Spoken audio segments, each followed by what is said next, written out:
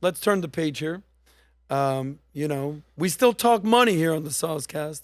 The theme song, all we talk is money, all we talk is money. I want to talk a little bit money, but I want to infuse a little politics with the money. So going back to what you were doing with Bill Maher, you guys were having a conversation. And like Bill Maher, not like Bill Maher, he doesn't slow play a question. He's just like, so what are you worth? Right? So here's him basically saying, okay, Pat, you're rich. What's going on? What are you worth? A lot of our own troops overseas. No, things are fucking good. You think things are good? Oh, Jesus. So, Bill, that's the part. What are you where, worth? What am I worth? Yeah. I was worth plenty before Biden. Biden didn't do the money for me. What are you worth now? Ballpark. $1 million. Few $100 million. Yeah. But you're bitching things aren't good. I'm not bitching. I'm not. You said things aren't good. Well, no. I'm not sitting here for me. My life's going to be good no matter who the president is. I'm not sitting here worried about my life. I don't think you're going to. I think you were fine under Trump. I think you're going to be fine under Bush. I think you're going to be fine under Obama. I think you're going to be fine no matter who. So there's going to be a percentage of people, no matter who is president, they're going to be fine. I take your point. Yeah. The rich always, yes. I think those who bring value to the market and they have a niche, they're always going to do well. That's evergreen, right? But at the same time, when you... Mm-hmm. So what was your niche that brought you that? Got it. So what I want to ask you is sort of a weird question. What's so funny? This is such a strange interview. He spoke 90% of the interview. He spoke 90%. I'm interviewing right now. Yeah. Let's hope that you're speaking the vast majority of the time. Imagine if I'm interviewing PBD, I'm like, all right, that's enough of you, PBD. As I was saying, what? But I say this all the time. A lot of people don't focus on what's going on at the White House. Focus on what's going on at your house, right? You have control. You have responsibility. You have personal finance. You have accountability. But at the same time, I'm not going to negate the fact that the president does matter, especially when it comes to taxes, especially when it comes to jobs creation. It matters. So I want you to give a golf score together. You talk about a golf score. I want to know how much the president affects your pocketbook. Okay. What percentage? Meaning, what are the biggest things? Is it your career? Is it your profession that you have? Is it your actual own money-making skills and saving money skills? Is it you talked about talent is evergreen. If you're the best at what you do, evergreen. Is it the actual economy? There's a lot of different factors there. It's not just the president. What's your general golf score for, all right, the president, not the most important, your skill set? Because I fully agree. If you're successful and you're talented, you're going to do great under any presidency. What's your golf score for money and the markets? So meaning like whether it's you or if the president has number one is the economy. Number two is your skill set. Number three is number one is always going to be you, no matter what. It's always going to be you. I'm not worried about what is going to happen. It's always going to be you with the value you're bringing to the marketplace. Mm-hmm. Two is going to be timing with the market. Like for example, that 128-month economic expansion that we had under Obama. That was Obama, and then that's bled into Trump because 128 months is how many years? A little over 10 years, right? So that's Obama and Trump, right, that it went. You mean to tell me interest rates as low as it was for that long? Fed rates were nearly at zero for that long, and you're getting 30-year fixed at 2.85%. What? What are we talking about? I'm getting $50 million HELOCs or whatever, loans for 3%, 3.5%. That's wild how cheap money was for that period. So timing, during that run rate, a lot of loan officers were making $500,000, $1 million. Some were making $10 million a year doing refis. There is no loan officer making $10 million right now doing refis or $1 million right now. Yeah, interest. So economy and the timing of it can help you if you can time it properly. I think who you work with is probably one of the biggest ones. If you're able to run with someone, look at Steve Ballmer, officially is right now worth more than Bill Gates. Why? He started as his assistant. How's the guy worth as much as he is? Well, he worked under the right guy. Look how many people that worked under the PayPal mafia. How are they doing now, right? They were part of a right team. And then president, whoever becomes a president, if you're going through an exit, like let's just say you're about to sell your company this year, okay? Oh, let's just say you sold your company in 2015. Capital gains taxes was 39%, and you sold it for $1 billion. You only kept 610 of it. Let alone if you lived in a liberal state, a left state like California, you paid another 13.3. So you paid 39 plus another 14%, let's just say. So your billion that you sold, or let's just say your 100 million that you sold, you end up keeping what? 39 plus 14, 53. You Less keep than $47 million. That's right. Versus, so imagine that company's $100 million you're selling in 2015. You decide to leave the state of California and you go to the state of Texas. Then you sell your business 4 years later under Trump. That 39% goes to 20% capital gains, give or take, okay? And you're in a state that there is no state taxes. State income tax. Your 100 million, instead of just keeping 47 million, now you're keeping $80 million. Do you think a president can make a difference? Do you think a state can make a difference? Do you think taxes can make? Are you kidding me? You're smiling right now because you know. Yeah. So to me, of course, this is happening. So why are some people leaving and getting houses in a different state to be able to control what they have to pay? No wonder people are leaving California, Illinois, and what do you call it, New York. Do you know right now, out of all the big states, all in taxes? It used to be, I used to say Tennessee was the top one, all in taxes. Do you know right now Texas is 13th best in taxes?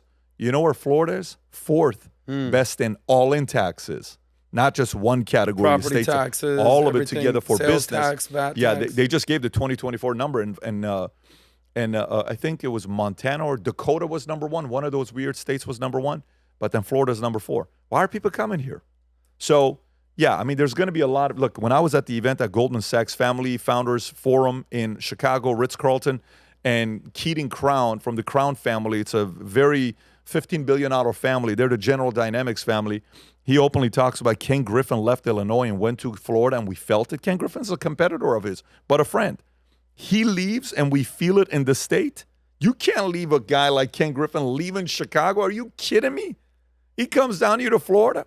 Yeah, so I think that would be my golf score and how I would put it. The more money you make, the more you have to pay attention to politics, taxes, state, situation, president.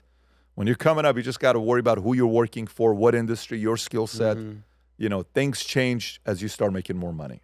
Yeah, we forget about the taxes. So but we're staying in Florida. We're not going to Montana. If there's a Dakota. civil war and this becomes a country of its own, or if shit hits the fan, we may end up in Belize, and we would run Belize. Belize. So Belize would be, can you imagine? We're like, so. There's people in Belize right now be like, what? PBD's coming? Get ready. By the way, we asked the question the other night. We're having dinner. I said, so let's just say if I announce we're going to Belize, what percentage of the crew would leave? And it seems like I think majority of the guys would move to Belize. I don't know. Honestly, I can't think of who would stay. Maybe 20% would stay.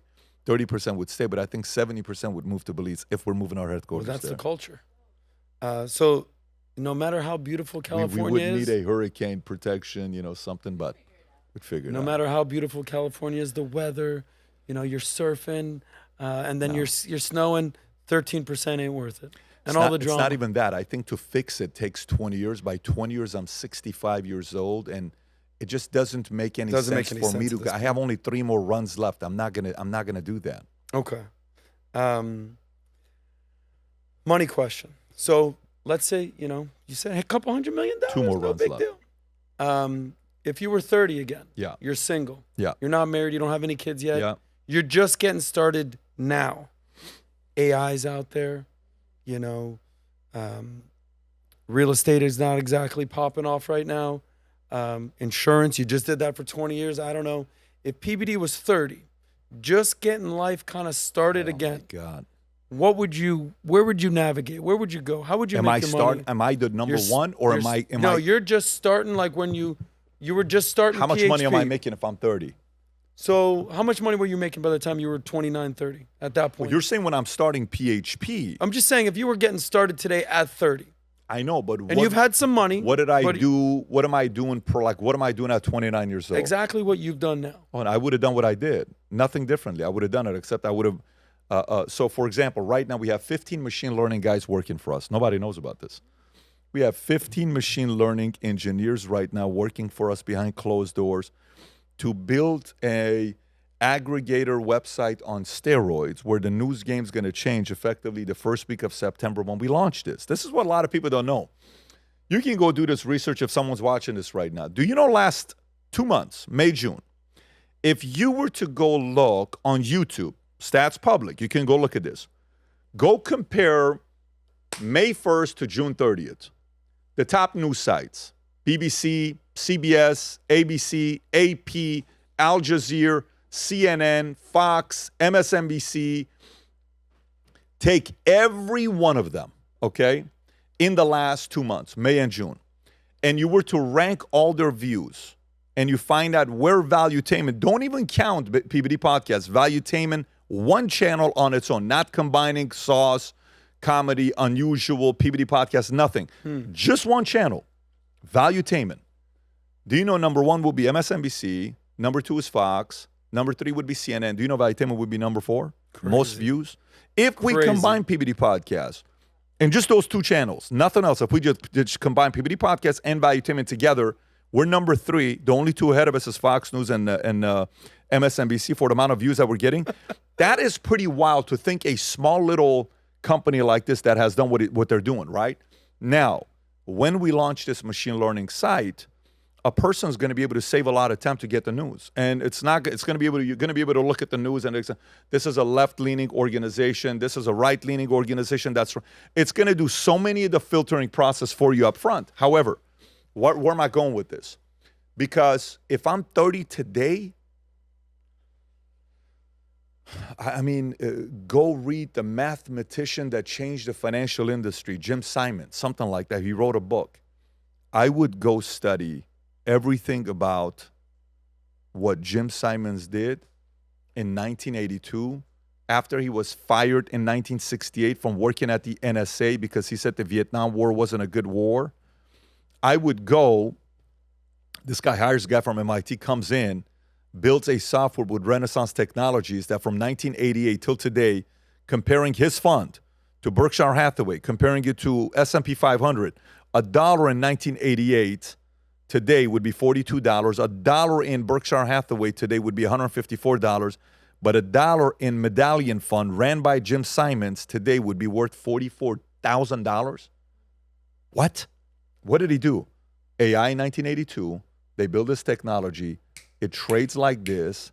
So they make the trades faster where other funds were not doing it.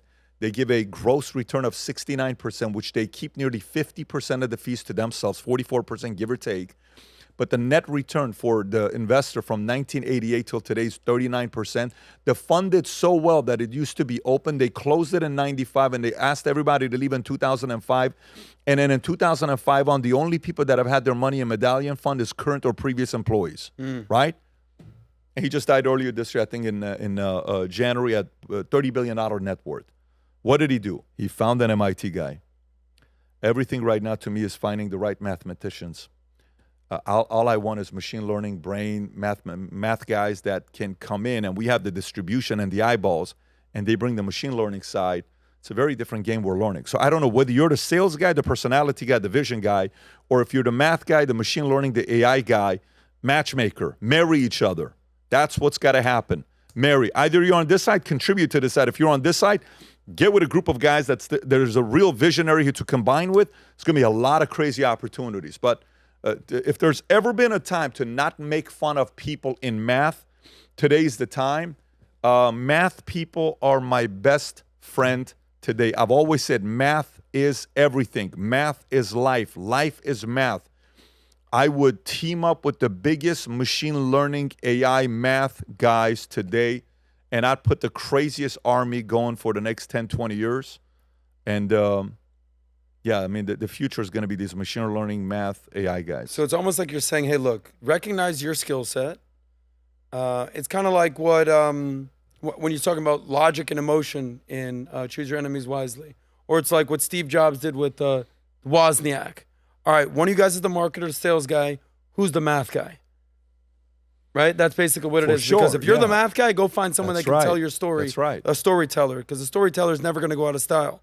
But at the same time, if you're a good storyteller, go get you a math guy, a BI guy. What do you call it? Yeah, business analyst. But today it's a lot of different things. Today it's a lot of different things. Moving along, last money question. Yep. You know, there's a difference between having $1 million, $10 million, a couple $100 million, and then being one of those few guys that ends with a B. What's the best part of having, when that check cleared, you said 2 years ago, when that check cleared, it hit the account, all of a sudden you went from, okay, Pat's paid to Pat is paid. What's that feeling? What's the best part of it? Because you got a couple nice things. I don't see you drive the Ferrari too much these days, but you're not the flashiest guy. But at the same time, you like nice things. What's the best part of it all? Did you ever play Monopoly? Of course. Okay. Boardwalk. Boardwalk, right. So what was your favorite property? What do you like in Monopoly? I just didn't want to go to jail, Pat.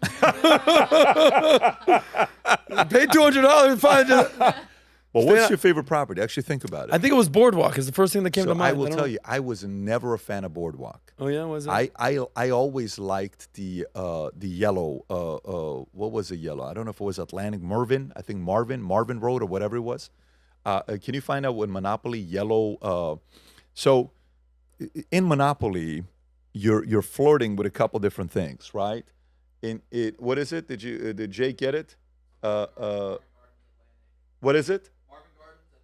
There you go. Marvin Gardens. Marvin Gardens, Atlantic, and Venture. Yes, those were my favorite. I just loved that corner, right? I would dabble in the green, but I just loved green was North Carolina, whatever it was. But I always loved the yellow, right? Board, if you would. Yeah, I always loved the yellow, and that was my game. I used to love going to there. If you go zoom in, so let's just see if we can see it or not. No, it's not letting you. So okay. But if you play the game of Monopoly, you have cash, and then you either hoard the cash or you reinvest the cash and you let it rip again, right? You keep going.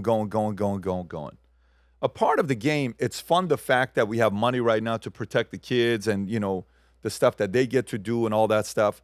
But I'm not doing this to sit around with money and not have to, if you zoom into that, the template, it just keeps getting smaller the more you do it. Just zoom in on one right there. So what is... You like that northeast corner right there. Okay, so there you go. No, that's not the right one. That's no, they have so many different versions right now. They change the names. Don't worry about it. It's good at this point. But it's a game. This business game is a game. Mm-hmm. Simple as that. And the more chips you got, the more things you can buy, the more things you can invest in, the more things you can flip. And Ross Moody, one time I went to him, the Moody family, billionaire family in Texas. I went up to them, and this was 14 years ago. 14 years, man, 14 years, that's crazy, 14 years ago. And I said, so Ross, here's the idea I'm proposing. I say we create a partnership, and we do this, we can make a lot of money together. And Ross, I'll never forget what he told me. He says, Patrick, let me give you a lesson in life. Have I told you this or no? Yeah, of course. He says, there's two types of people in the world. He says, there are those that are trying to make their first billion. Right. That's you. He says, then there are those that are trying to protect their billions. That's my job. Right. He says, my job is to not take any crazy risks. That's your job. So to me, I can't imagine just playing this game just to protect it. You're playing it to grow it and expand it. So I just feel like I'm playing a game, and we're having a lot of fun with it. But family-wise, all the other things, yes, is that cool to experience that stuff? Yes, there's a childlike element to it.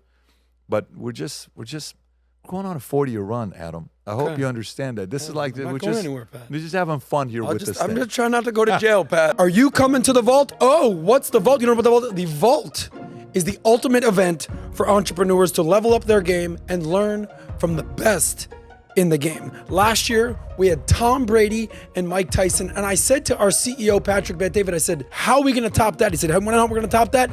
How about The Rock? So this year, Patrick Bet-David went out and got Dwayne The Rock Johnson. So he's going to be there along with PBD, the Biz Doc, and me. Yeah, if you want to join us at the Vault Conference, check out thevaultconference.com. It's going down in West Palm Beach, September 4th through 7th. If you want to make more money, improve your business, and expand your network, you have to be at the Vault. We'll see you there. Oh, you like that? Well, if you want to see more of that, check out this clip right here. And if you want even more, check out this clip right here, only on the SOSCAST.